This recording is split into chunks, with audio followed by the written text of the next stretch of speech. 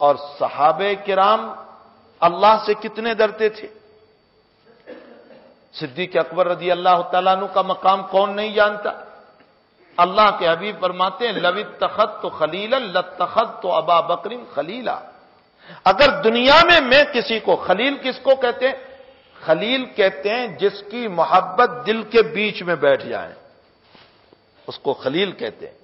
ابراہیم خلیل اللہ کو اللہ نے خلیل اس لیے کہا کہ ابراہیم کے دل کے بیچ میں اللہ کی محبت بیٹھ چکی تھی، اور ایسی محبت بیٹھی تھی کہ مورخین نے اور مفسرین نے لکھا ہے کہ جس وقت اسماعیل کے ذبح کا مسئلہ آیا اور اسماعیل نے خود یوں کہا کہ ابا جی مجھے الٹا لٹا دیجیے، وَتَلَّهُ لِلْجَبِينِ، مجھے الٹا لٹا دیجئے، سیدھا لٹائیں گے تو میرا چہرہ دیکھ کر آپ کو رحم آ جائے گا. حضرت نے الٹا لٹا دیا، اور الٹے جب لیٹ گئے تو پیچھے سے یوں بال پکڑ کر، اس لیے کہ چھری نیچے داخل کرنا ہے نا، تو گردن جب اٹھائیں گے تبھی تو چھری جا سکتی ہے، پیچھے سے یوں بال پکڑ کر کے سر کو اٹھایا اور یوں گلے پر چھری رکھ کر آسمان کی طرف ابراہیم نے دیکھا اور یوں فرمایا اے اللہ میرا امتحان تو لینا چاہتا ہے کہ تیری محبت ہے یا اسماعیل کی محبت ہے؟ اے اللہ ایسے 100 اسماعیل ہو تو میں تیری محبت پر قربان کر دوں گا. اسے خلیل کہتے ہیں. اسی لیے اللہ نے ابراہیم کو خلیل بنایا. واتخذ اللہ ابراہیم خلیلا. قرآن کریم میں اللہ کہہ رہے ہیں واتخذ اللہ ابراہیم خلیلا. نبی کریم صلی اللہ علیہ وسلم فرماتے ہیں لو اتخذت خلیلا لاتخذت ابا بکر خلیلا. اگر دنیا میں میرے دل کے بیچ میں کوئی بس سکتا تھا، کوئی آ سکتا تھا تو میرا ابو بکر آ سکتا تھا. آپ اندازہ لگائیے کتنی محبت ہوگی صدیق اکبر سے، کتنی محبت ہوگی.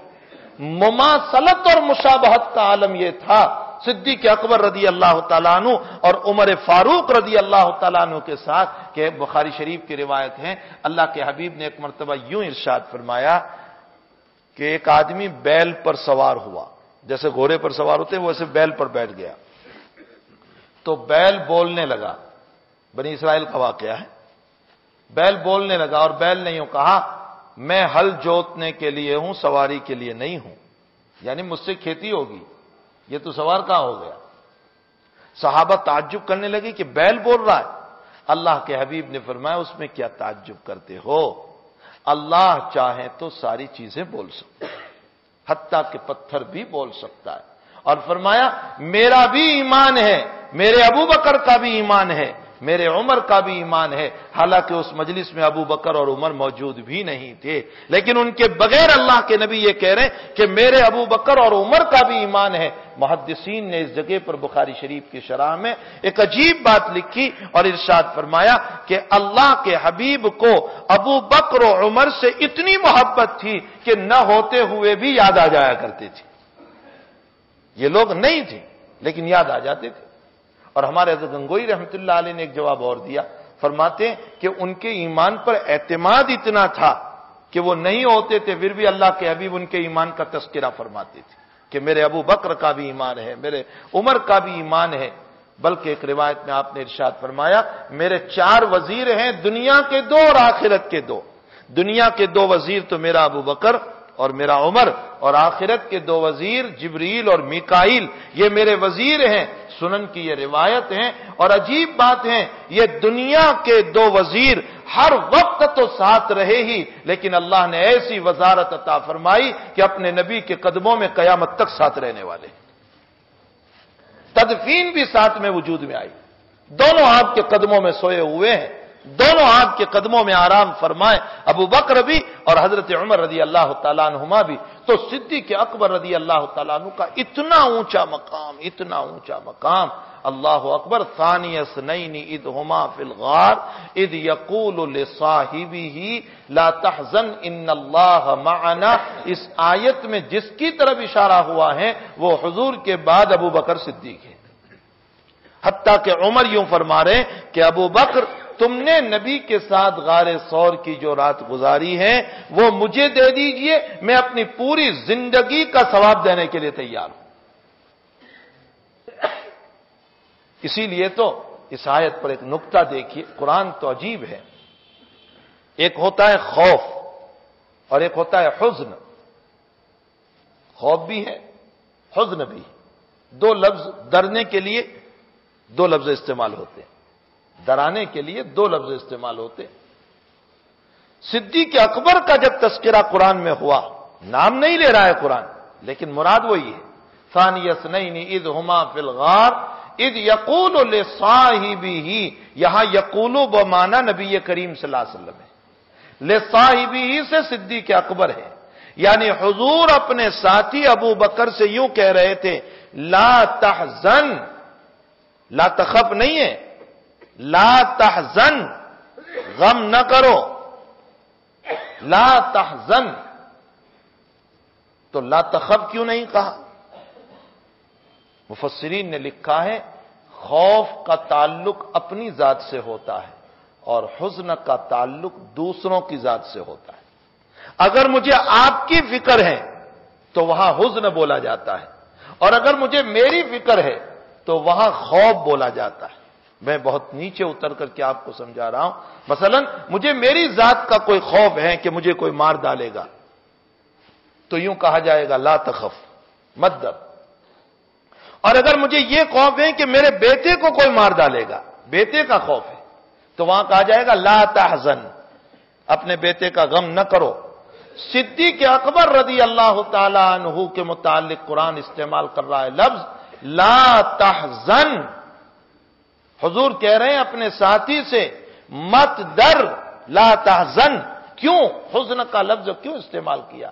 اس لیے کہ صدیق اکبر کو اپنی فکر نہیں تھی. اگر فکر تھی تو محمد رسول اللہ صلی اللہ علیہ وسلم کی فکر تھی، اپنی فکر نہیں تھی. فکر یہ تھی کہ میرے نبی کو کوئی تکلیف نہ ہو جائے. یہ ایک بہت بڑی امانت ہے میرے پاس، میں اللہ کو کیا جواب دوں گا؟ اتنی بڑی امانت کو میں لے کر کے چل رہا ہوں، جو ساری کائنات کا امام ہے اور جو خاتم النبیین بننے والا ہے. اگر کوئی مسئلہ ہو گیا اور دشمنوں نے آپ پر ہاتھ اٹھا لیا تو میں اپنے رب کو کیا جواب دوں گا؟ اس فکر پر، اس غم پر اللہ کے نبی نے اپنے ساتھی رفیق غار صدیق اکبر جانثار کو یوں کہا لا تحزن، ابو بکر میرے متعلق تم غم نہ کرو، اللہ میری اور تمہاری حفاظت کرنے والا ہے. اس لیے کہ وہ ہم دو ہیں، وہ تیسرا ہمارے ساتھ ہے، اللہ ثالثہما. اور قرآن میں ایک واقعہ اور ملتا ہے.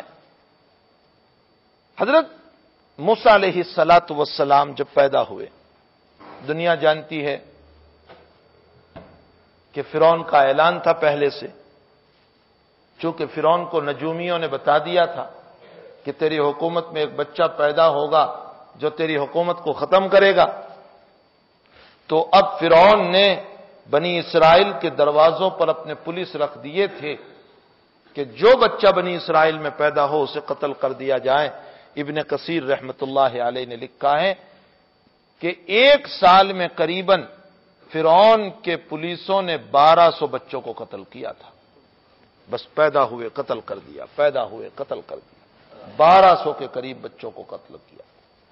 لیکن بھائی اللہ جب حفاظت کرنے پر آتا ہے تو دنیا کی کوئی طاقت بال بیکا نہیں کر سکتی.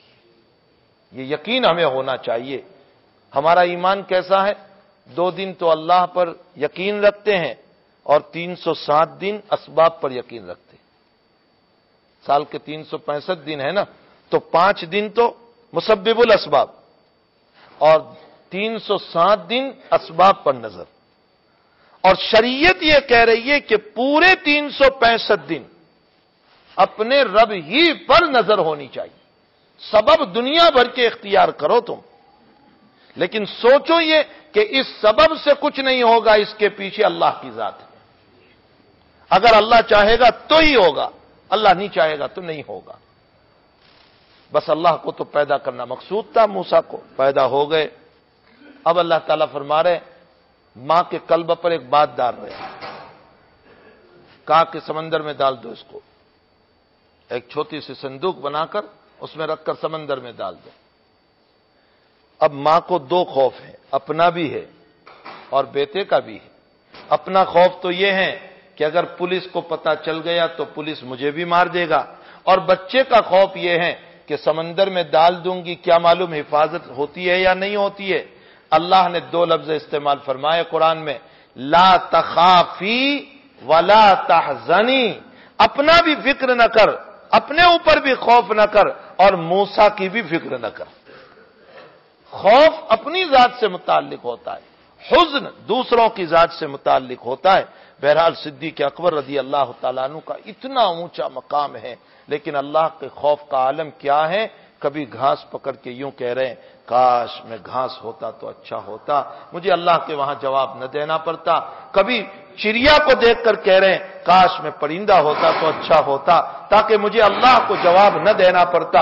یہ حضرت صدیق اکبر رضی اللہ تعالیٰ عنہ کا یہ جو خوف ہے، کیا آخر آپ کا اتنا اونچا مقام، اس کے باوجود اللہ تعالیٰ سے ڈر رہے ہیں، اس لیے کہ بھائی اللہ کی ذات بڑی بے نیاز ہے، بہت بے نیاز۔ عجیب بات ہے، بے نیازی پر مجھے ایک بات یاد آئی۔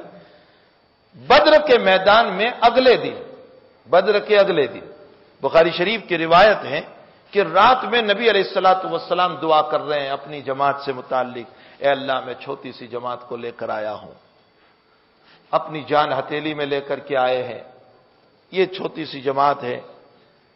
اگلا جملہ تو سنیے نبی نے دعا میں کیا کہا ہے، اے اللہ اگر تو چاہتا ہو کہ یہ میرے سب کے سب ساتھی بچھڑ جائیں، مر جائیں، ختم ہو جائیں، تو کل کو تو سب کو مار دینا، لیکن یہ یاد رکھ اللہ کہ پھر قیامت تک اس زمین پر تیرا نام لینے والا کوئی نہیں رہے گا۔ اس درد سے دعا کی نبی کریم صلی اللہ علیہ وسلم نے، بخاری کتاب المغازی کے الفاظ ہیں، اور ہاتھ اتنے اٹھ گئے نبی اکرم صلی اللہ علیہ وسلم کے، اور چادر جو پیچھے رومال ڈالا ہوا تھا وہ نیچے گر گیا۔ صدیق اکبر رضی اللہ تعالیٰ عنہ نے حضرت کے اوپر رومال ڈالا، چادر ڈال دی، اور پھر فرمایا حسبک یا رسول اللہ، حسبک، بس ہو گیا اللہ کے حبیب، بس ہو گیا، اللہ نے آپ کی دعا سن